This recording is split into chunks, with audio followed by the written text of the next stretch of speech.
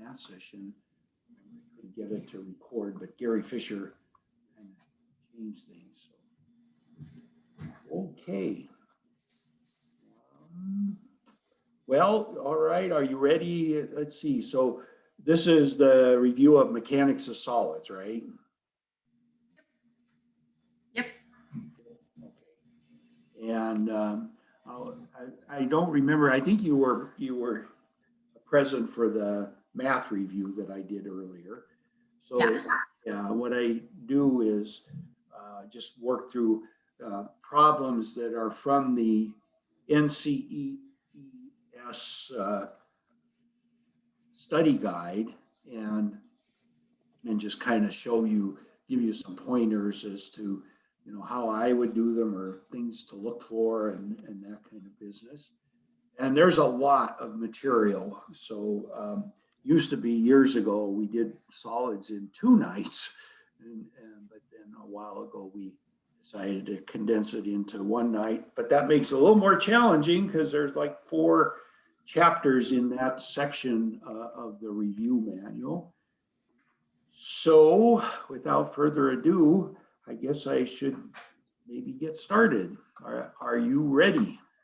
Yep, yep, I'm ready. Okay, all right.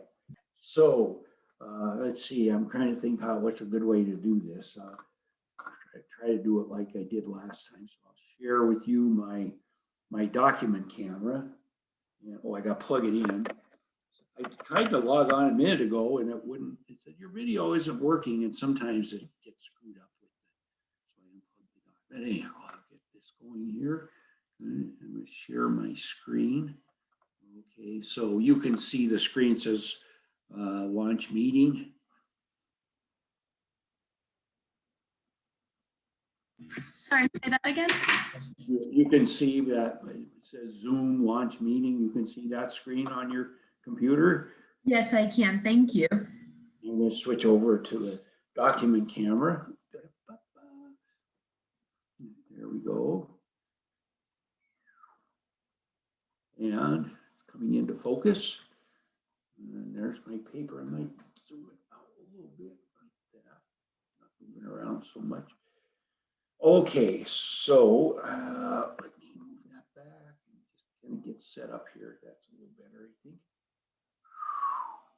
And all right, so the first of the 4 chapters is on, and check here and be sure, is on stress and strain. Okay, so and that's kind of where mechanics of solids begins.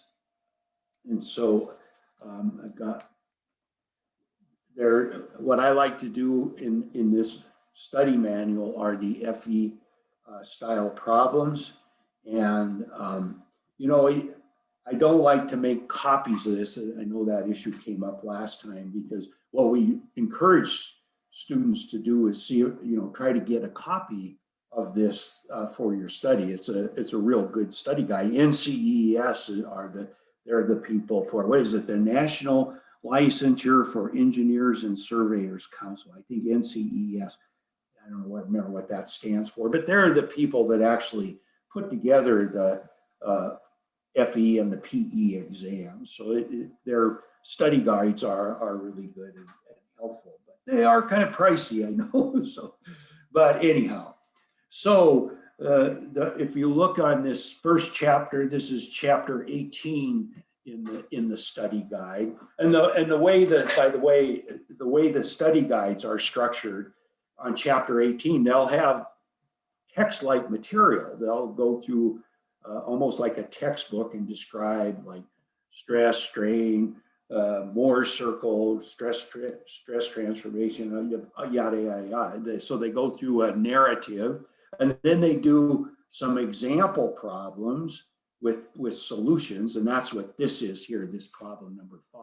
It's an example, and that's the last of their example problems. And then they have these FE style exam problems, and they do have the answers for those as well. And I think I mentioned when I did the math review that the solutions I think that they present in the study guide are oftentimes, I mean, yeah, they're worked out in detail, but sometimes I think they're a lot more than really what you need to do when you're doing the problems. So you kind of have to keep that in mind, that you look at the answers and think, oh, they expect me to do, yeah, you really don't need to do all the things that they suggest to do a lot of the problems. And so let's get started. This first problem, it's kind of split. At the bottom, it says a plane element in a body is subjected to a normal tensile stress in the x direction of 84,000 kilopascal, as well as a shear stress of 28,000 kilopascal, as shown. And so then the picture's up here. Could you zoom in a little bit? Okay, yep, I can. Thank you so much. Okay, so is that okay? Yeah. Yep. Okay. Just barely make it out. If you can go a little bit closer, that'd be great. If not, that's okay too. Yeah. Okay, that's a little bit closer. How's that? That's great. Thank you. Okay, so yeah, so it says a plane element in a body is subjected to a normal tensile stress in the x direction and 84,000 kilopascal, as well as a shear stress of 28,000 kilopascal as shown. Then they draw a picture up at the top of the page up here, and they say, what are the principal stresses for that? And so let me do something here. Now, wow, there are formulas in the reference handbook that they give you, and like I mentioned before, now that is all online since the exam is online. So is the reference handbook.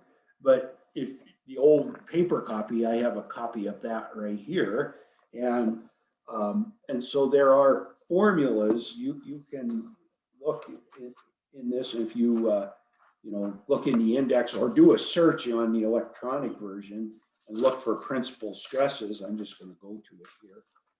I'd look in the index in the paper copy, but do a search on the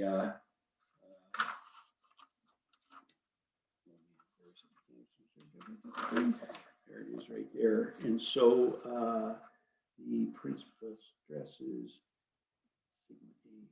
yeah, here it is right here. So they give you these formulas right here, and for the special case of two-dimensional stress state, the equations for principal stress reduce to this. And so you could look up that formula and just plug in the values, and you get the two stresses, and they ask you for what they give you. I don't think the new manual has it, actually. What's that? I don't think the new manual has principal stresses in it. Doesn't. Ooh, that would surprise me, but so you mean the online electrical version? I mean, Yeah. computerized version? Whoa, wow, well, that's interesting. Yeah, I'd be really surprised. I haven't looked at the online version of the reference guide, but I can't imagine. Maybe not. I don't know what to say about that, except, that one thing I was going to show you is one way to do this problem is to look up the formula for principal stresses. I probably wouldn't do that. I would use like a Mohr circle or something like that. And I have that written down here. So for example, on this one, let's see, get it all on there. So this is, I drew a picture of the, do you know if they have Mohr circle on the reference guide? I think they do have Mohr's circle. Okay, all right, yeah. And it does in the paper one as well. I can't believe they don't have the formulas for the principal stresses, but in any event, so if I were to do Mohr circle, you have to remember how that works. We put positive tensile stresses the normal stresses go on the horizontal axis and the shear stresses go on the vertical axis, with positive being downward, and then you have to get the orientation like this. You know, these are the X and Y directions, and so the positive tensile stress would be positive like that, and a positive shear stress would be like this. But if I rotated up onto this face up here, this would be the X direction, this would be the Y direction. So this would be the positive shear force,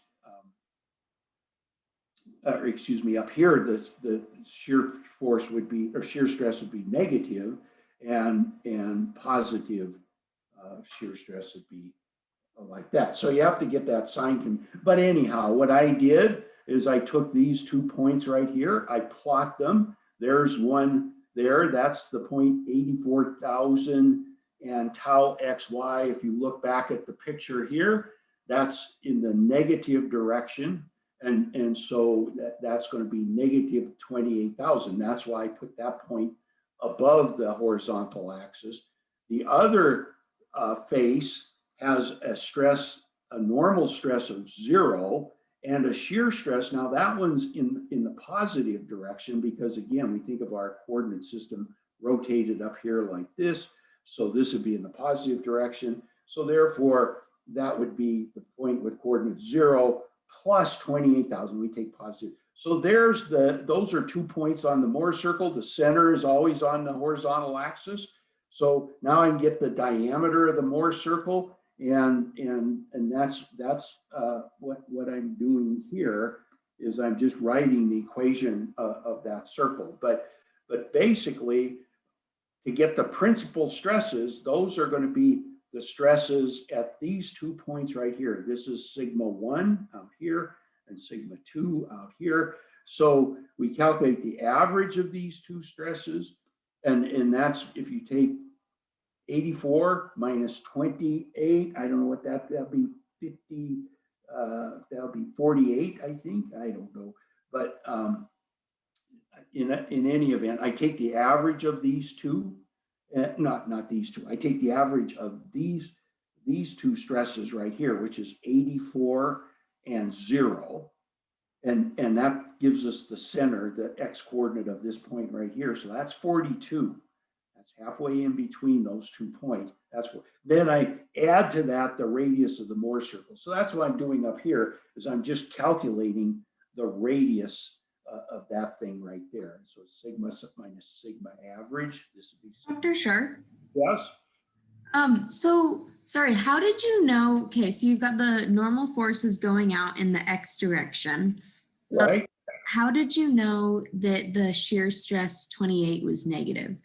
Because yeah, that's kind of important when you're doing more circles. But the what we do is you draw the 4 faces of the cube like this. We think of the x and y directions like this. But when I rotate, you know, when I come up onto this face up here, this is the x and this is the y direction, and that's the positive direction. So on this face, you know, that's the positive y direction. I rotate 90 degrees, this would be the positive. If I rotate another 90 degrees, then my little xy coordinates go like this. So this would be the positive y direction. And then if I rotated another 90 degrees, it goes like this.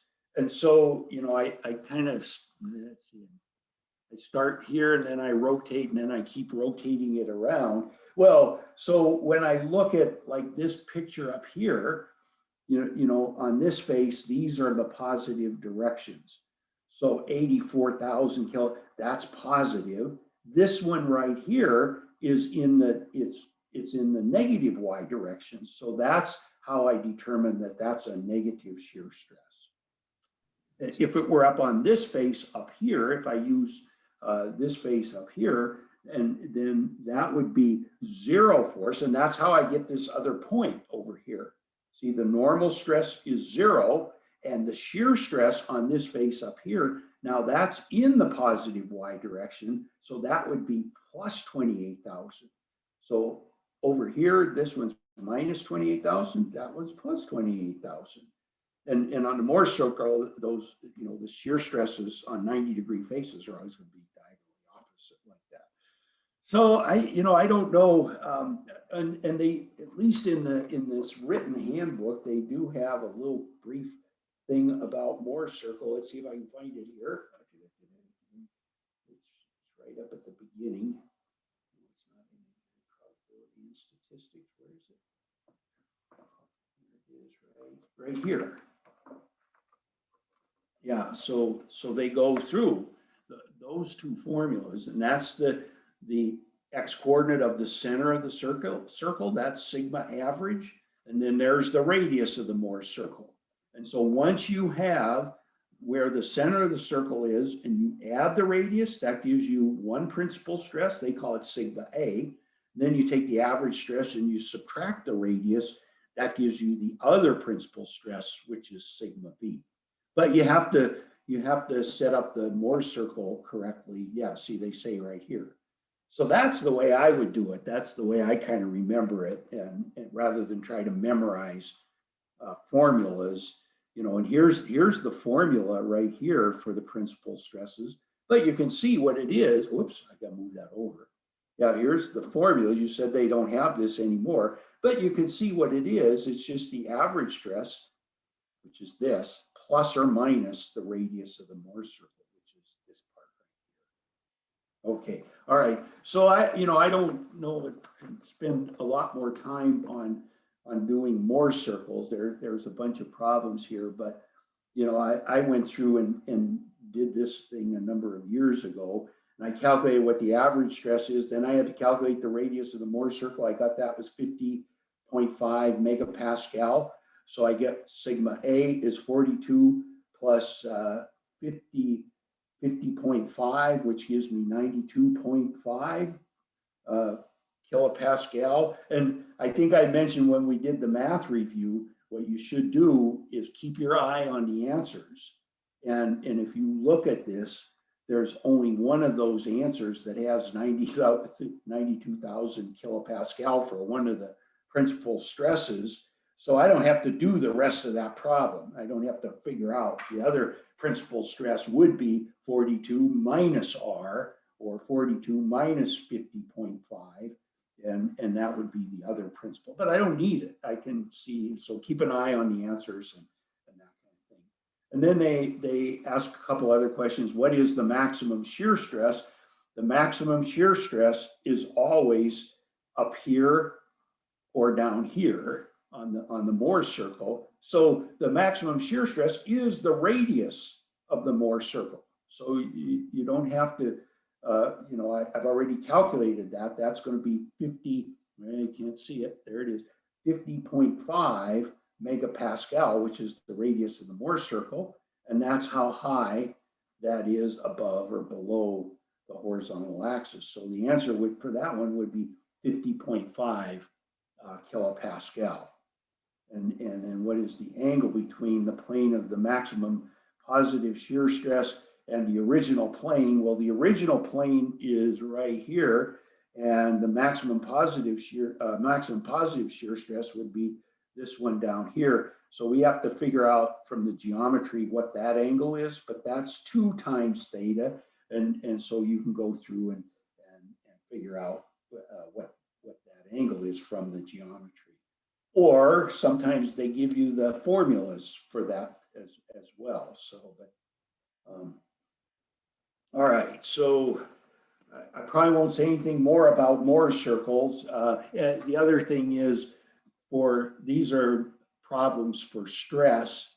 They also have problems for plane strain later on, and everything is exactly the same except the direct strains are called epsilon X, epsilon Y, and the shear strain is actually, we use gamma sub XY as the shear strain, but in the Mohr circle or in the strain transformation equations, rather than using tau XY, or rather than using gamma XY, we have to use gamma XY over 2, and there's mathematical reasons for that that I don't want to get into. But aside from that, that one little difference there, the transformations for plane strain are the same as they are for plane stress. Okay, whew, holy schmoly. And so I want to kind of look at these. These next two problems deal with stretching, like of a stretching or compressing a solid bar. This is problem number 4. I'm going to go back over here. And so this one is for, it says a 10 kilogram axial load is uniformly carried by an aluminum alloy pipe with an outside diameter of 10 centimeters and an inside diameter of 9.6 centimeters. The pipe is 1.2 meters long. Young's modulus for aluminum is this. How much is the pipe compressed? Neglect buckling of the pipe. So basically, whoa, that says potential spam. I think I'll ignore that one. It's coming from New York. Okay, sorry about that. But so let's go back to this problem. I'm sorry. 10 kilogram axial load is uniformly carried by an aluminum alloy pipe. So basically what we have is a pipe and we're compressing it with a load of, what is it, 10 kilograms. Now you have to be careful, that's mass. So we have to multiply that by 9.81 meters per second squared. And so we have that axial force acting on this. So that's 98 newtons. and so this one, they want to know, what did they ask us for? How much is the pipe compressed? They want to know how much the delta is. And this that would be like the deflection, right? Yeah, exactly. So delta, remember, delta is equal to PL over EA. And that's why, these two problems deal with that formula. So that's a good thing to remember. If you have a bar that's under is being compressed or stretched, then this is the amount of compression. So I just put in P, I have to put L, Young's modulus, they give you that, they give us L. And then we have to figure out what the area is, and that it's just a pipe. So, pi D, it's going to be, what is it? Pi R outside radius squared minus pi R inside radius squared. And so you figure out the area of the pipe. Okay, and then this one says a straight uniform bar cross-section is tested in a tension machine. The bar's cross-sectional area is this, and the length is 4 meters. When the tensile load is 85 kilonewton, the bar elongates by 2.5 millimeters. And so again, we can calculate that delta is equal to L over EA, L over EA. And they're telling us what delta is, they tell us what P is, they tell us what L is, and the area. So all we have to do is plug into that formula and solve for E. Okay, better move on. Oh boy, there's lots to do here. So I just got to whiz through this stuff, unfortunately. And I said, don't do that problem. So these are more, those are more circle problems, more circle problems. And so I will skip those. By the way, this is a different page. But, so this is the next page on those FE style problems. And I think I'll not do this one. Let's see, a solid steel rod. Diameter is rigidly connected to the end of a square brass rod. Yeah, this is 2 rods that are connected together. Now let's see, let me look at what I have in my notes about that. 6. Yeah, a problem like this. So if you read this, it says a solid round steel rod, this diameter and this long, is rigidly connected to the end of a solid square brass rod, which is 25 millimeters on a side. It's square cross section, and it's 300 millimeters long. The geometric axes of the bar along the same line, an axial tensile force 5 kilonewtons, 5.4 kilonewtons applied at the extreme ends of the assembly. For steel this, for brass that. Determine the total elongation of the bar.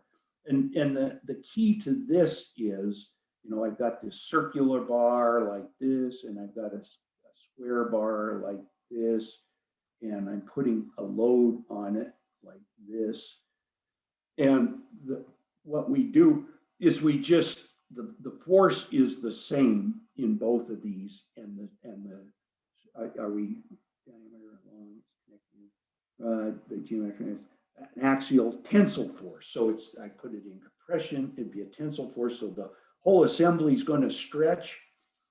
And all I have to do for this one is I calculate the stretch of this piece right here.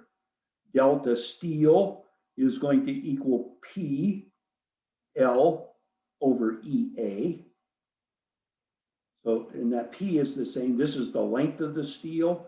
This is the E for the steel, and this is the area of the steel. And then the stretch of the brass is going to be the same P. The P force is, the axial force is the same in both of those pieces. So then this will be PL brass divided by E brass divided times A brass, like that. So I just calculate A steel plus A brass and add those together, and that'll be the total stretch in that bar. And that's problem number 6. And that's basically what I did here is I calculated the stretch in the steel part and the stretch in the brass part, and that ended up being 0.358 millimeters. And I looked for the answer. Oh yeah, it looks like that's probably the best answer right there, number B. Okay, another more circle problems. Yes. Sorry, back to that one right there. How did you know? Okay, so tensile, did you say that was in compression, but then you drew it in tension? Is that in tension? Tensile. I have it drawn now as tension. Before I had it drawn this way. So does the tensile? That's compression. That would shorten the overall length, right? Whereas tension would stretch it. So it was the tensile force that made you know. Yeah, it was an axial tensile force, right there. So that tensile means tension. Yeah, pulling on it. And then one more question for you. If this had been in compression, you just still calculate the deformation and then just subtract from the, I guess the change would remain the same regardless, huh? Yeah, if it were exactly the same bars and the only difference was they were in axial compression rather than tension, the answer would be the same, except it would shorten by 0.36 millimeters rather than stretch by 0.36 millimeters. Okay, thank you. Okay, cool. All right. And so I think these are more circles problems, and we could spend lots of time doing these. It says a steel bar with a cross-sectional area of 8.5 centimeters squared is subjected to axial tensile forces of 65 kilonewtons applied at each end of the bar. So basically we have a long bar and we're just putting it in tension with a force of 65 kilonewtons. Determine the normal stress and the magnitude of the shearing stress on a plane that's inclined at an angle like this. So, this problem, you can do it a number of different ways, but one thing you have to be careful about with this problem is they're giving us the force, not the stress on this face right here. And then they're asking us to calculate the stress on this face right here. So to get the stress over here, you have to take F and divide it by the area of the bar. The cross-sectional area is 8.5 centimeters squared. So that's, take the force divided by the area. And then I got that, and what did they say? Determine the normal stress and the magnitude of the shearing stress on a plane inclined 30 degrees. So they don't show it here, but they're also asking for us to determine what that shear stress is. And if you look again at the answers, this is there's all the answers for the normal stress are different. So that tells me I don't have to calculate both of the normal stress and the shear stress. I just have to calculate the normal stress. And the way we do that is we draw a free body diagram, and then, there's the stress on this side is 0. And so then I sum the forces in this direction right here. So the shear stress doesn't enter into that. And I get sigma times this area times the cosine of 30, and that'll be the force in that direction. I'm summing forces in this direction. So I get sigma times this area right here. And then that has to balance the force, the component of this force in that direction. So that's how you could figure that out. I'm trying to see how I did that. I think I did it actually with the Moore's circle, which you can do it that way. So I calculated that sigma sub f. Again, that's important on this because they're not giving us the stress. They're giving us the force on this bar. So I have to calculate the stress, and it turns out to be 76.5 megapascal. That's this little stress over here, right here. Now, so then I plotted the Moore's circle, and so on this face, there's no shear stress. So it's just an axial force. The shear stress is 0. Up here, both stresses are 0. The normal force and the shear stress is 0. So those are the 2 points right there. There's the Moore's circle right there. And they want to know what is the value of the stress on this face right here. Well, that would be a rotation of 120 degrees from this face right here. So that's why I go from this point right here, I go all the way around 120 degrees, and be the coordinates of that point would be what they're asking for. And so the normal stress would be positive. That doesn't help us out there, but yeah, you'd have to figure out what the x coordinate of that point is, and that would give you sigma sub n. That would give you the normal stress. And then you could look, and apparently when I did this problem, here it is over here. I got the radius of the Moore's circle, and then I got sigma is equal to 38.25 plus 38.25 times the cosine of 2 theta. It's 120 degrees. So I have to take 2 times 120 degrees, which is 240 degrees. That ends up being 19.1 megapascal. I did calculate the shear stress here. Didn't really have to, because if you go back here, there are only every value for sigma sub n is different, and the only one that works is A. So I didn't really need to calculate tau on that one. But however you do it, you can do it like we did in solids. You can do it with equilibrium of this piece right here, or you can use Moore's circle, or you can use the stress transformation equations. And this is the element is fine. Yeah, so I think that one I'll let that go. Yeah, well, this one actually gives you stresses, but they're asking you questions about the strains on this problem right here. So this is actually a strain transformation equation, and that's what I said. They're exactly the same as they are for stress, except we have to use gamma xy over 2.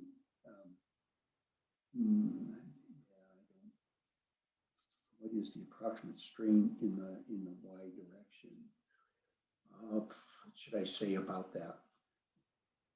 So they want to know, here's the state of stress, and they want to know what the strain is in what is epsilon sub y? What is the approximate strain in the y direction? What's epsilon y?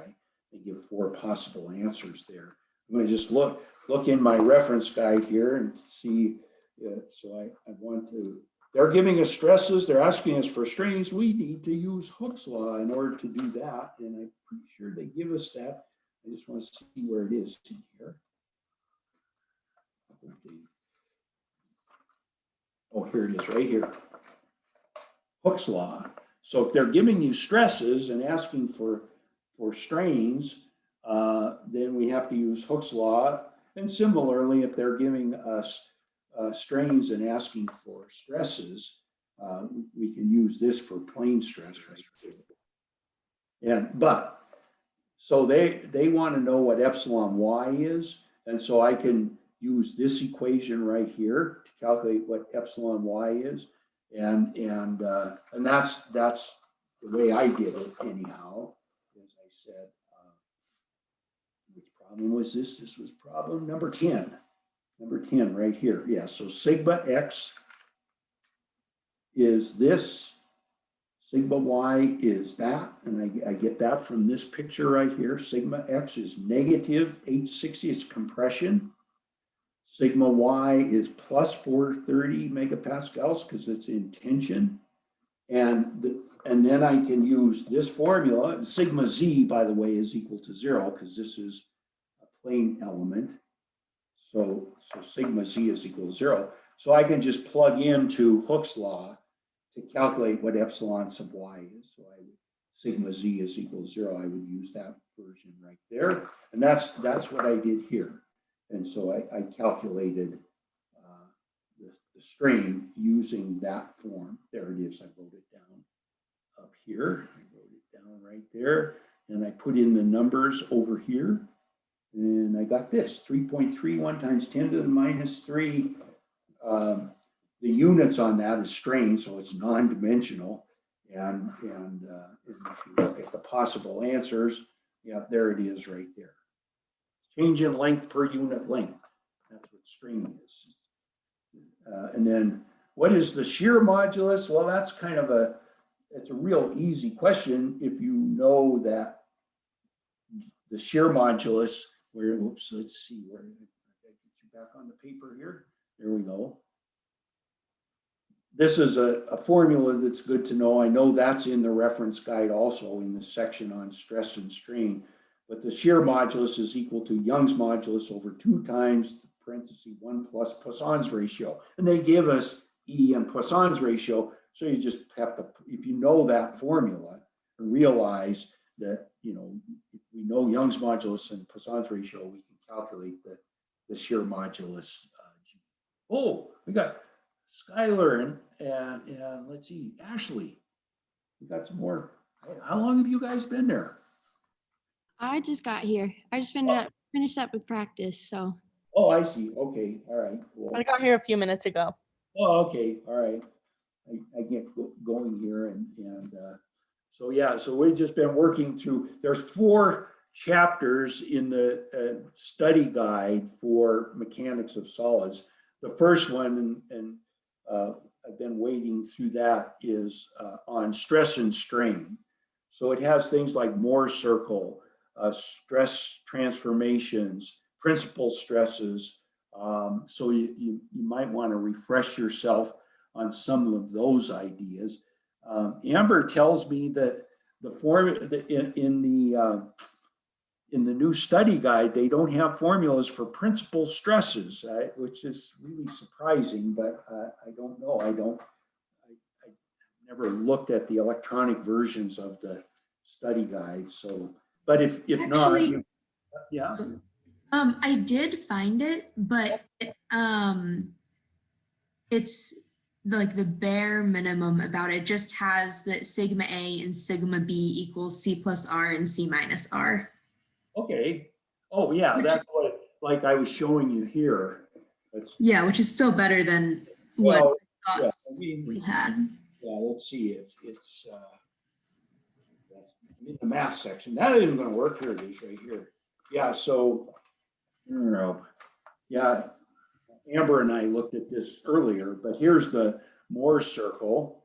And the center of the Mohr circle is the average. You know, if I have 2 points on the Mohr circle and I know sigma x and sigma y, the center of the Mohr circle is always on the horizontal axis. So I can calculate the average of sigma x and sigma y, just add sigma x plus sigma y over 2. That gives me the center of the Mohr circle, the x coordinate, the horizontal coordinate of the center. Then the principal stresses are here and here. The shear stresses are 0 in the principal stress directions, and it's the sigma A is the maximum normal stress. Sigma B is the minimum normal stress. But we calculate that if you figure out the radius, and I can figure that out from this little triangle right here, Pythagorean theorem. I can figure out the radius of the Mohr circle. There it is right there. So I take this distance squared plus this distance squared, take the square root of that. That gives me the radius of the Mohr circle. Then the principal stresses are C plus R, the average stress, plus the radius of the Mohr circle, which gives me that point, the coordinate of that point right there, or C minus R, which gives me sigma B, which is the coordinate of that. So that's what you were talking about, right, Amber? Those two formulas right there. See? Are you there, Amber? Oh, we lost Amber. Are you guys, can you hear me, Skylar? Yep. Okay, all right.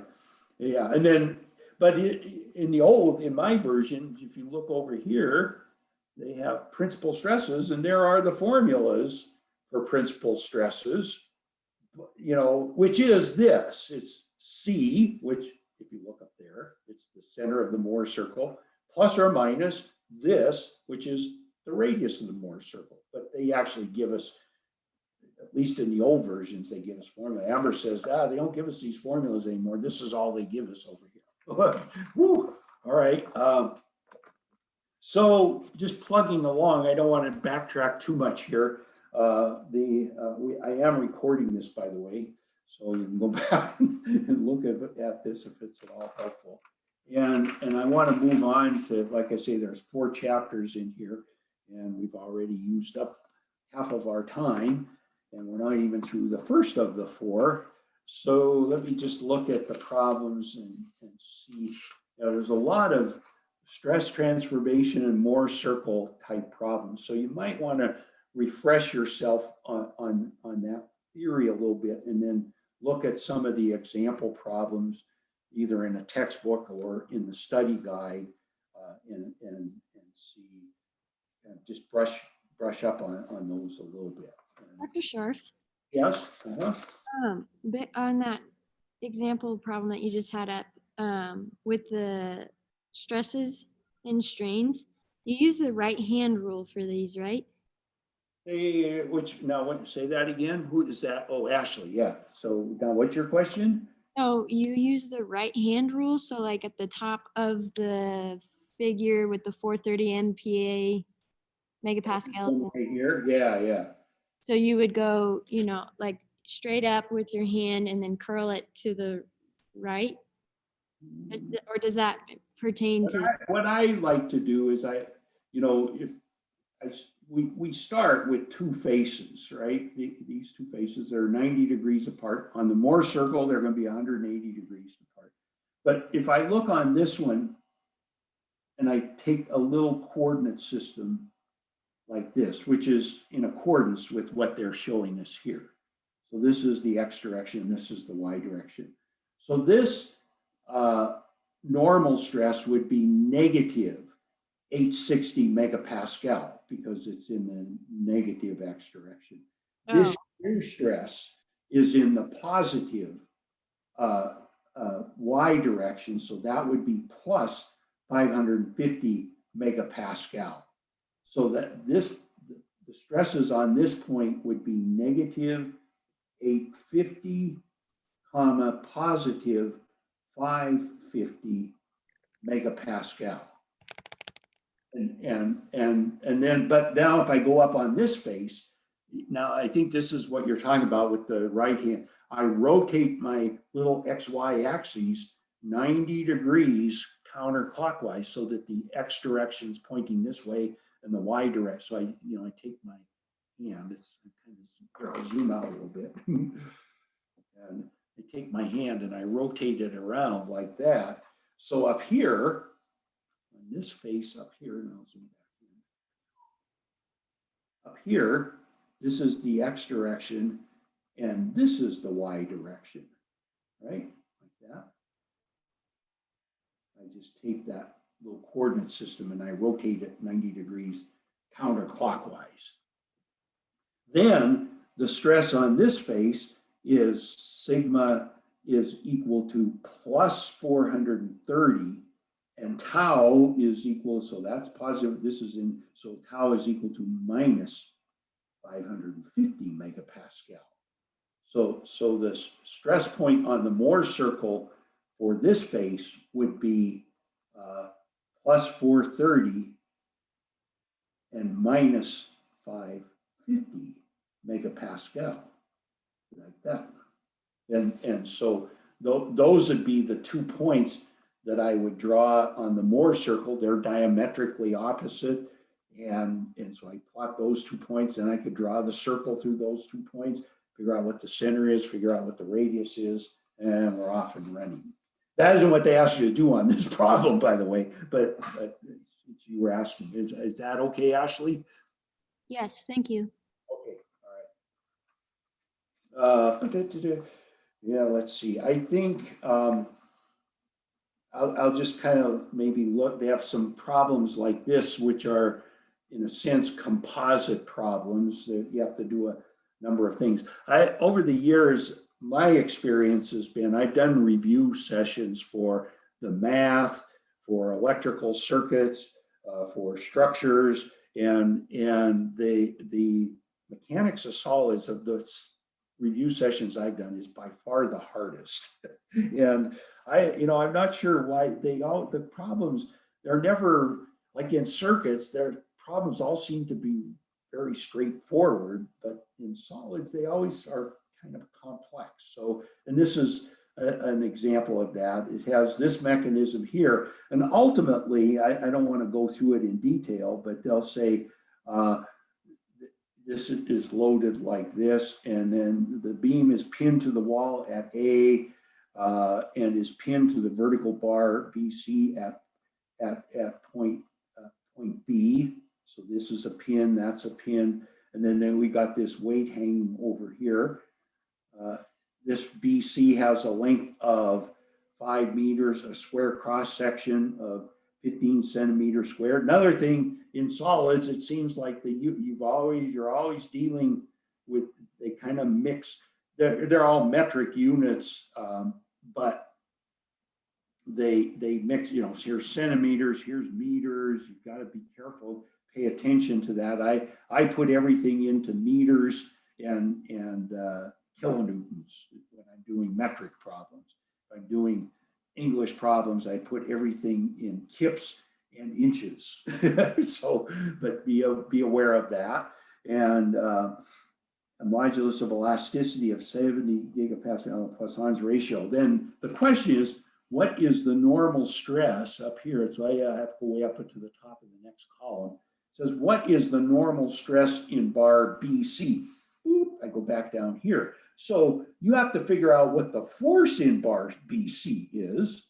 And so I draw a free body diagram of this arm right here. I sum moments about A, and I can figure out what the force in that bar is for FBC. It's going to be in tension. And then I take that force and I divide by the cross-sectional area. That will give me the normal stress. Okay, so again, there's a number of things going on here. And then it says, if the force in bar CB is 1200 newtons, going up here, what is the elongation of bar BC? So then we have to do the delta is equal to FL over EA. So we want to know how much that bar stretches. And if the elongation of BC is 0.5 micrometers, what is the change in thickness of the bar. So then we have to use Poisson's control. Yeah, so, you know, granted, these are cascading problems. There are 3 questions about this particular problem here. This one isn't too bad because they don't, the answer to this one, they tell you what the force in bars to use in bar CB is to do this problem, rather than use what you got up here or something like that. Some of them do that though, they cascade. You have to get this one right to get this one right to get this one right. This one you can kind of do independently. Okay, so keep your eyes open for that. Another more circle problem. And I'm going to go on to the next chapter. So that's the first of the 4 chapters on stress and strain. The next is on thermal, hoop, and torsional stress. Okay, and the FE style exam problems start right down here at the bottom of this page. So I'm not going to do that first problem. That's a thermal stress problem. The picture is on, part of the reason I don't want to do it is because it's kind of spread over 2 pages and I have to flip back and forth. But the picture, I'll just kind of tell you what the problem is. The glass window shown is subjected to a temperature change from 0 degrees centigrade to 50 degrees centigrade. The coefficient of thermal expansion for glass is 8.8 times 10 to the minus 6. And this is a strain. So it's this much strain per change in temperature in degree, you know, per degree change in temperature, where the temperature is in degrees Celsius. So this gives us strain, and oftentimes we call that alpha. So so the temperature changes. So now here's the picture on the next page. It's a window, and they say the temperature changes. So we want to calculate what's the darn question. That's why I don't want to do this one. It says, what is the change in area of the glass? So I go up here, and because the temperature increases by 50 degrees centigrade, it's going to stretch in that direction. It's going to stretch in that direction. We can calculate what that stretch is using the thermal coefficient of expansion. And oh my goodness, see, I'm doing the darn problem. Here. But oh, I can't into the next chapter. That's why I can't find it. Yeah, so I don't even have the calculations here. But you can calculate the strain. The strain is equal to alpha times delta T, where alpha is the thermal coefficient of expansion. So I put that in there. Then to get the change in length this way, I take the strain times L will be this, I'll call it delta L, that change in, that little change in length there, delta L. And then likewise this way, the strain will be the same in this direction.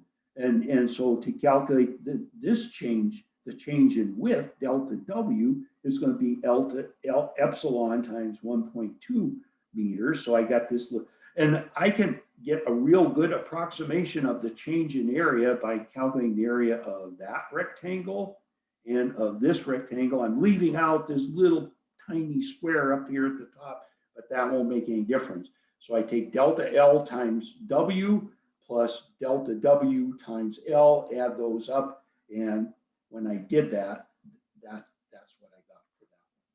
Okay. A rectangular steel beam is held between 2 rigid, unyielding walls, 2.25 meters apart.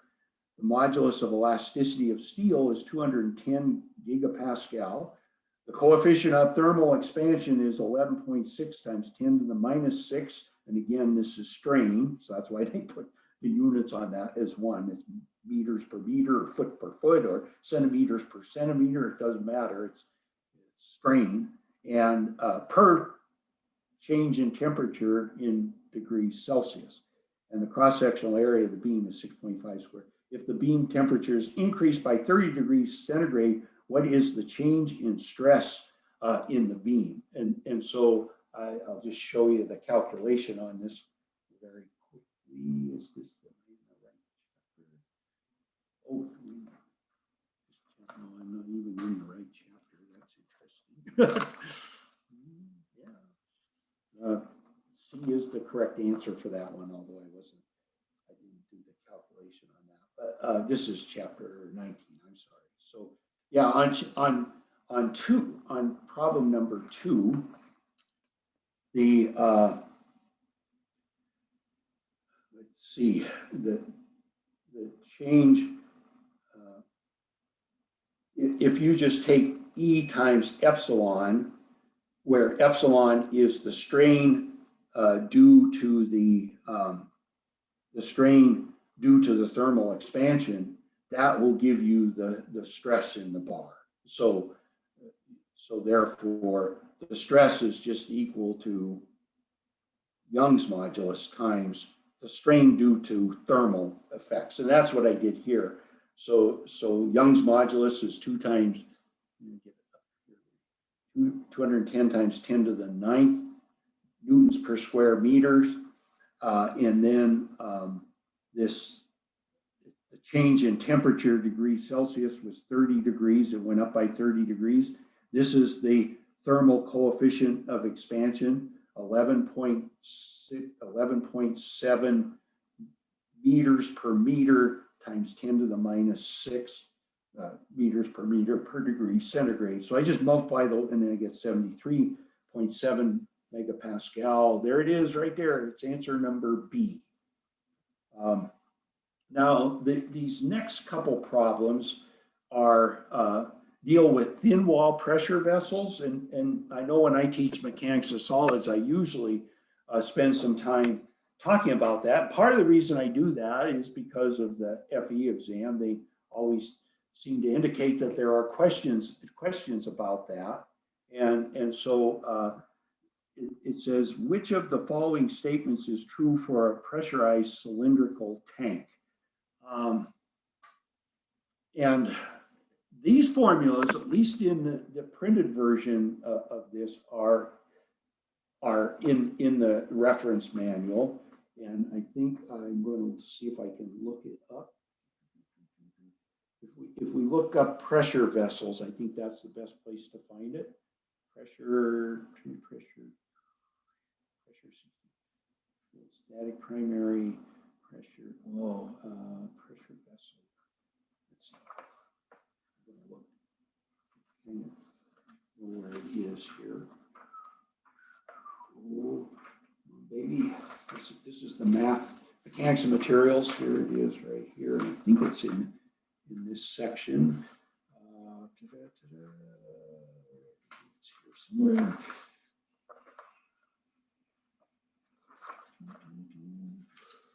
Got that one. That's the torsion oriented. Where is it? Oh my gosh, now I can't find it.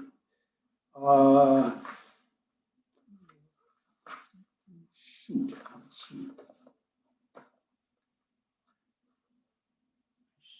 Pressure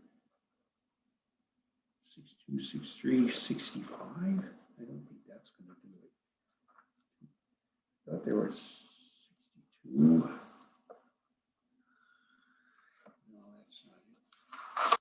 No, that's what I'm looking for. Where is that? Here it is.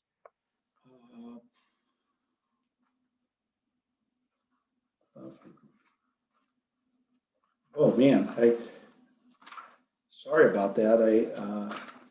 I just looked at it here before class and I don't know why I can't find it. Thin wall pressure vessels. I think I looked there and I didn't see it.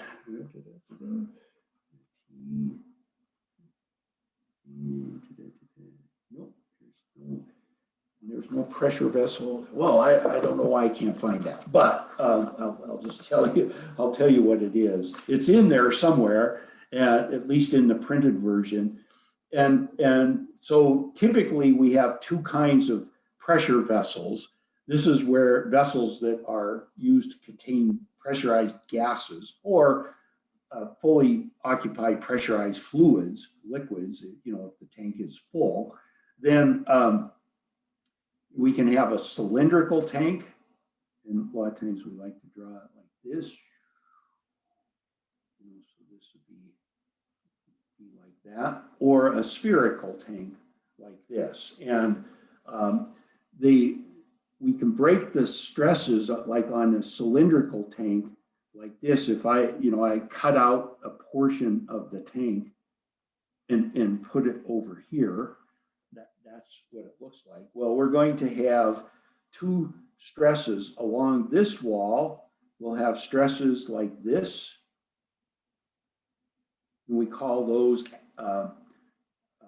hoop stresses, or sigma sub h, or circumferential stresses, but typically they're called hoop stresses.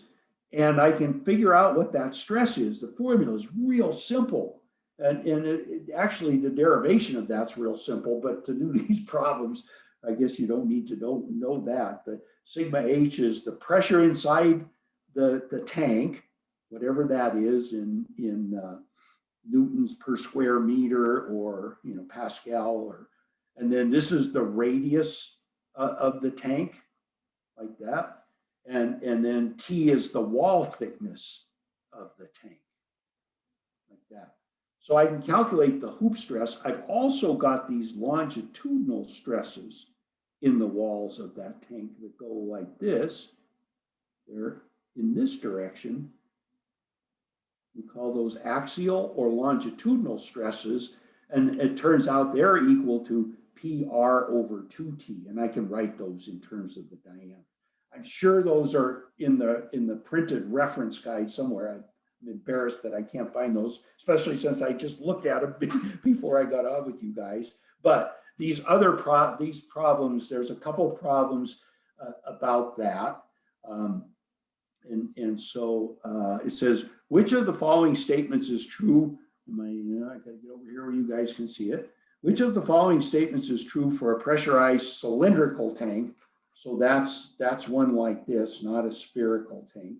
For a spherical tank, we only have axial stress. So we just use this formula down here. Sigma A is equal to PR over 2T.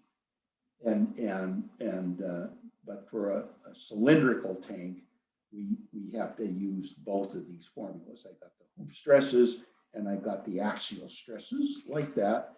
Okay, so what the heck? Oh yeah. So which of the following statements is true? Am I back? Okay. Tangential stresses are independent of the radius of the vessel. Both longitudinal or axial and tangential, that's the hoop stress, are dependent on the radius of the vessel. Yes, that one is correct. And you can see that from those two formulas. They're both dependent upon their radius. So that's the correct answer to that one. And then this one's, it says there's a cylindrical tank shown. Here it is up here. I gotta go, there's the tank. It's 5 meters high. It's 3.5 meters in diameter. And we're looking at the bottom of the tank right here, and it's full of brine. It says cylindrical steel tank shown is 3.5 meters high and filled with a brine solution. Brine has a density of 1,198 kilograms per cubic meter. The thickness of the steel shell is 12.5 millimeters. So this is a thin wall pressure vessel. And what is the hoop stress in the steel? 0.65 millimeters above the rigid concrete pad. Neglect the weight of the tank. So we want to calculate the hoop stresses. Those would be the circumferential or the tangential stresses. And so what I need to do, this one has, again, like a lot of the problems in mechanics of solids, they always have you got to do a couple things to answer the darn question. First thing is we have to determine what the internal pressure is at that level in the tank. You have to use hydrostatics for that. And you remember that the pressure at a depth H, P is equal to rho GH. That's the hydrostatic pressure at a depth H, where rho is the mass density of the fluid, G is acceleration due to gravity. So this is problem number 4. So that's what I'm doing right here. I first of all calculate the pressure at that distance. It's 5 meters high, but we're looking at a 0.65 meters up from the bottom. So the pressure at that depth is rho times g times 4.35 meters. That gives me 51.1 kilopascal. Now I just use that thin wall hoop stress or tangential stress formula. I use the diameter version of it here, PD over 2T, plug in the numbers, and I get that is the stress, the hoop stress or the tangential stress in that, which is what I say it was, 7.15. Oh, there it is right there. So answer C would be the correct. But again, I think that's typical of a lot of the problems in mechanics of solids. They're not just one-off type questions. They usually have a bunch of questions. Here's a spherical tank. So then we only have the axial stresses. We don't have circumferential or tangential stresses. We just have the axial stresses. So you can plug into that formula directly. I want to go on. Torsion formulas. So this section covers thermal, hoop stresses, and torsional stress. So we've done the thermal, the hoop stress, torsional stress. Now you need to know the torsion formula from mechanics of solids. It says a circular shaft subject to pure torsion will display which of the following? Constant shear stress throughout the shaft? No. Maximum shear stress at the center of this? No, it's 0 at the center. No shear stress throughout the shaft. No, that's wrong. Torsion is primarily resisted by shear. The maximum shear stress is at the outer fiber. Yeah, remember the shear stresses very linearly outward like this. They go like that all the way around. So they increase radially as you go out. So the maximum shear stress is right on the outer fibers. A small cylindrical pressure tank has an internal, I think this is, yeah, that's another thin wall pressure problem. A point is located on the inside wall. Yeah, that's another one. Let's see, I want to, there should be another torsion problem. Torsion problems. Maybe I missed them down here. Spherical tank, an aluminum rod. Oh, here we go. One end is rigidly fixed with what torque must be applied to twist the rod through an angle of 4.5 degrees about its longitudinal angle. So that for that we have to use phi, the angle of twist, is equal to TL over GJ. And remember, for stretch angle, if I stretch a bar, its delta is equal to PL over EA. Yeah, that one, everybody, I don't, most of you probably remember that one, but for, taking a bar and twisting it, the angle of twist from one end to the other is TL over GJ. And so that's what that question is all about. That's problem number 6. Let's see, where is it? Right here. Yep, here it is. Right here. Can I get it on there? So I take I convert 4.5 degrees to radians. There it is in radians. Then I have to calculate J. See, again, they always have multiple things you have to do these darn problems. It drives me crazy. So now I have to calculate J, and you can look that up. It's in the reference guide. The polar moment of area is pi r to the 4th over 2, or I remember it, but and so I take pi r to the 4th over 2. Then I just say T is equal to GJ over L, and so all I have to do is plug that into that formula right there. There's the angle of twist. There's L. There's G, and there's J. The pi came from this right here. Okay, so ends up being 169 Newton meters. There's the answer right there. Okay, I'm going to go on. Oh, yeah. This is another one. We don't cover this in our courses, but it's a real easy one to do. It's a closed thin wall pressure tube that looks like this and we apply a torque to it, there's a real simple formula. This is problem number 11. And again, it's in the reference guide, but here's the formula right here. It says the shear stress in the walls of that thing is equal to the torque, which in this case is 280 Newton meters, divided by 2 times the area enclosed. So it's the area, you have to calculate the area of inside that boundary there, times the wall thickness. And so that's the shear stress in the walls of that crazy thing like that. The only reason I point that out, because that's a real simple formula and it's pretty easy to implement as well. So it's something to, if you see it, you might want to take a look at it and see if you can do that one very quickly. And oh my gosh, man, the next section is chapter 20, which is on beams. Oops, there it is, chapter 20 on beams. And the FE style problems are down here. I'm going to get rid of these notes.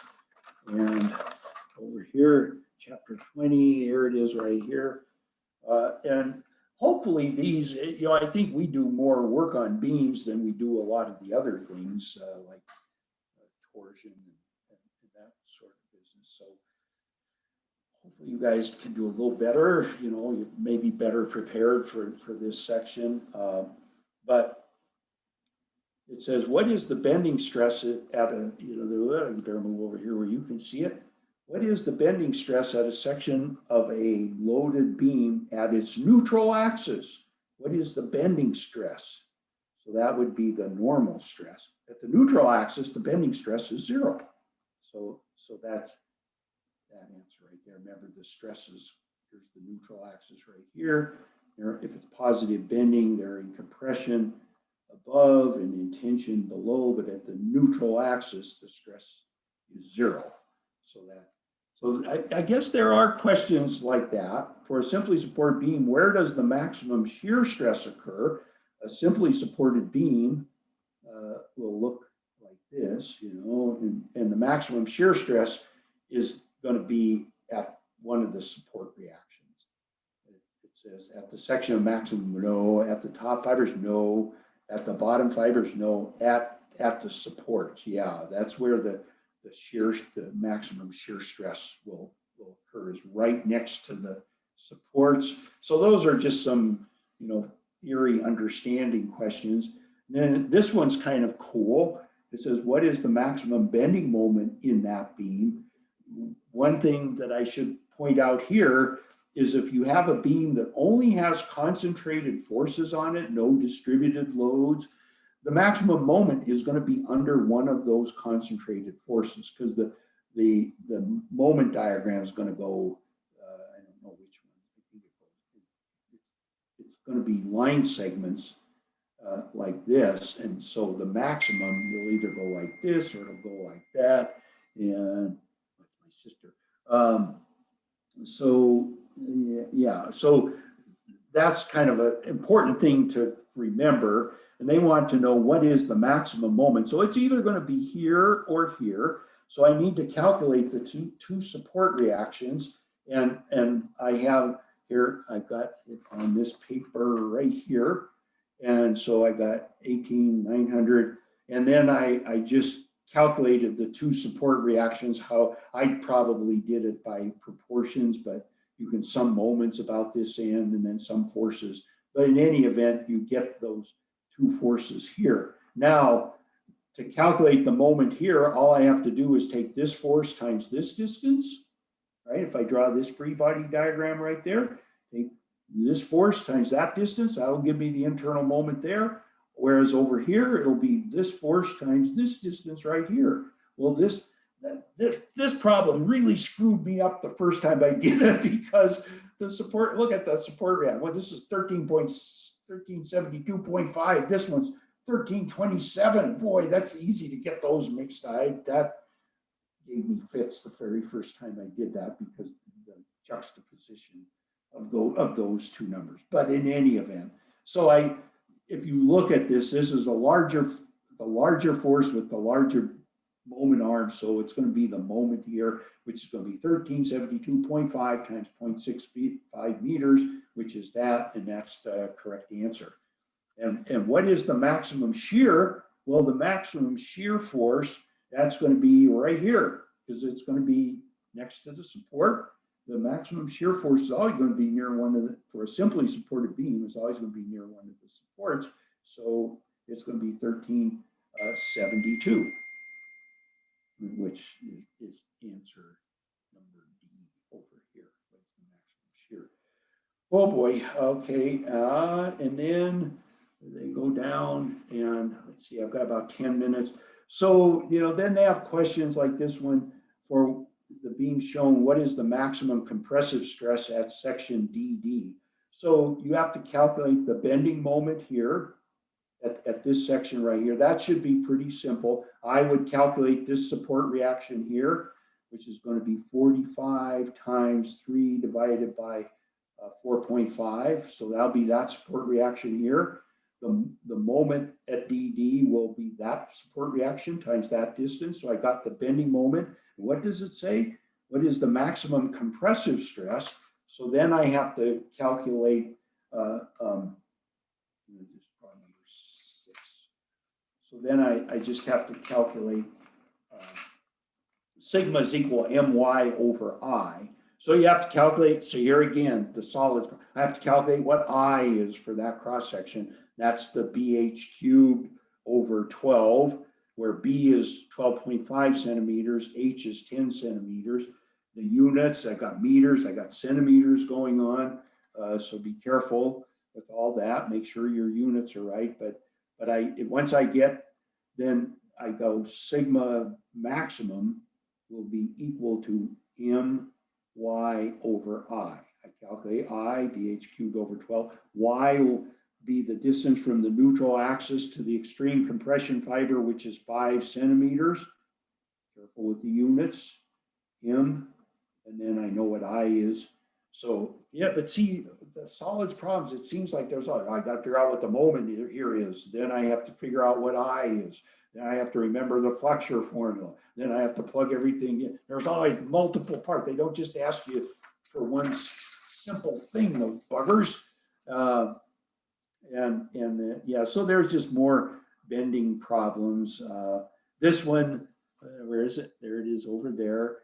They take an eccentric tension force like this, and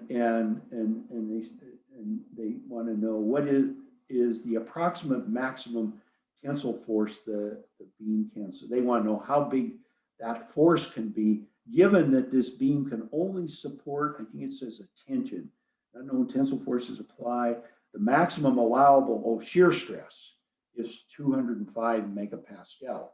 So we have to resolve this into horizontal and vertical component. I take the vertical component of F and divide by the cross-sectional area. They give me that. That'll be the shear stress. And that has to be less than 205 megapascal. And so then I can back out once I figure out what the vertical component of that force is, then I can calculate the magnitude of that force, because F times the sine of 20 degrees will be the shear force acting on that face.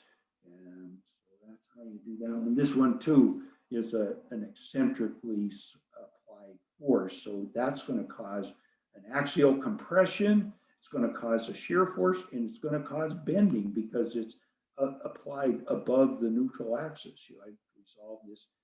It's going to have an axial force, a compression force. It's going to have a bending moment, N, an M, and a shear force on that. So what is the maximum shear force in the beam? Yeah, well, it would just be that force, 6,000 newtons times the sine of 30 degrees, and which should be 3,000 newtons, 3,900. That didn't turn out right. Oh well, anyhow. Let's see, we lost somebody. Who did we lose? We lost Skylar, that's right. Okay, what is the reaction of the simply supported beam? Oh man, this would be a really good problem to do. Yeah, let me just talk about this one for a couple minutes. This is a statically indeterminate problem because there's 3 unknown support reactions. I've got the moment, the vertical reaction, and the vertical reaction over here. So for bending and shear, there's 3 unknowns. We use you might want to review this, the force method to solve that. And what is the reaction at the simply, they want to know what is this force right here? What's that support reaction there? The way we do that is we take the load on this beam is the weight. And so it's going to be a uniformly distributed load like this. And it's going to be, it's 30.6 kilograms per meter. And I multiply that by G. So it'll be times 9.8 meters per second squared. That'll be the load on this thing. And the way we do this, we take a cantilever beam and we put the uniform distributed load and we calculate the deflection of the end of that beam. How do we do that? Well, the best way to do that is to look it up in the resource guide, and I know that's in here, but I probably won't be able to find it. You know how things are going here, but there is a table of those deflection formulas, and let's see if I can find it here. No, that's an idea. It's under. Let's see about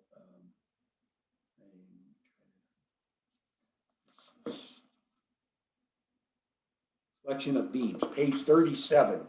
Let's go to page 37. Wow, I was able. Yeah, here it is right here. So, and I know when we do structures, we do this force method. So you might want to look back in your structures. It's a cantilever beam with a uniformly distributed load. There's the displacement, and there's the formula for it right there. So I can calculate the displacement of the end of that beam. But then I want to combine with that cantilever beam with just a concentrated force acting, pushing up like that. That'll push the beam up by an amount delta. And so I can take the load, I can figure out what that delta is. I can get a number for that. And then I go over and I go back to this. Here's a cantilever beam with a concentrated force. I take A equals L and B equals 0. And it'd be pushing up rather than down. It doesn't really matter. All I want to know is, given a concentrated force on the end of the beam, what's the relationship with the formula? So here it is here. I'd let A equal L. I put A equal L in here, and that would give me the deflection of the end of the beam in terms of P. And then I just equate these two things. I equate this delta that I calculated, and I use this formula here, and I set it equal to that, and I can solve for P, and that's the support reaction. That's called the force method, and my guess is that they probably would have at least one question on that, so it wouldn't be a bad idea to do that as well. And then the last thing, when the 5 minutes we have left, is on buckling of columns. That's the 4th chapter. So the first chapter, stress and strain. The second chapter, thermal, torsional, and I can't remember the other one. Pressure vessels, I think. Thermal, torsional, and then beams, and then columns. And so this is Euler's buckling, and one of the things I told you about when we did buckling in structures is, you know, these end conditions, these effective length factors, the K factors. So Euler's buckling formula is P critical is equal to pi squared EI divided by KL squared, where L is the length of the column. The K, this effective length factor, depends on the end conditions. This one here is both ends pin. That's the basic one that we do the derivation of this formula with. And it's interesting, they give you two different K values here, a theoretical and a design. And so the theoretical value is K equals 1 for pin. This is fix. So the theoretical value is 0.5. If we're doing design, we use K is equal 0.65. And when you read the FE problems, if they say, what is the buckling load what is the theoretical buckling load for the column, then you would use these values of K. However, if they say, what is the load, the buckling load for the column, and they don't specify theoretical, then you use the design values. So you have to, that's something to watch for. This one is fixed pin, and that one is, the theoretical is 0.7, the design value is 0.8. And then they have some problems like, see if I can find one, like this one right here. It says a rectangular steel bar support, yeah, let's do this. Real rectangular steel bar. So they're implying here, this isn't theoretical. And we're going to want to use the design effective length factor. So you got to read these problems carefully from that perspective. Supports a concentric load down the center of 58.5 kilonewtons. Both ends are fixed. So what's the effective length factor? In this case, we would use for both ends are fixed. Let's see, where is it? There it is right there. So both ends built in or fixed. The theoretical value is 0.5. We would use the effective length factor 0.65 since they said, oh, this isn't a fake column, this is a real column. So a real rectangular steel bar supports a concentric load of that. Both ends are fixed. The effective length factor we'll use will be 0.65. The theoretical would be 0.5, but we'll use 0. If the modulus elasticity is this, what is the maximum length of the rod can be without experiencing buckling failure? Well, okay, again, you have to calculate I. What do we want? If this thing is going to buckle, it's going to buckle about the weak axis. It's going to buckle this way. And so we need I weak. That's really important.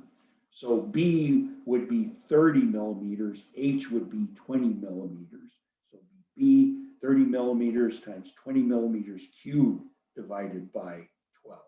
So that's what I need to use for I, but then I can just plug it into P critical is equal to pi squared E I. Can you tell us what E is? Yep, there it is right there. EI, and we calculated I about the weak axis divided by K 0.65 times L. They're asking us for what L is, right? It's, yeah, they tell us what the load is. And so this is KL squared. They tell it, we know everything. We know P critical, pi squared, EI, and K. They want us to solve for L. All right, I guess we're out of time. Boy, that's a run. Like I said, years ago, we used to do solids 2 nights. We did 2 sessions on solids. And in a way, I think it takes that because there's just so much. And I don't know of a better way to do it, but I hope it's helpful. And I did record this, so Gary Fisher probably figure out where those recordings are available. I'll try to post it right after I close this session. Thank you. Thank you so much. You're welcome. I hope it helped.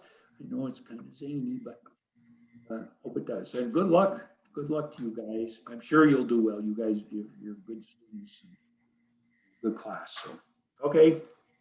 Thank you. Have a good night. Okay, you too. Bye-bye.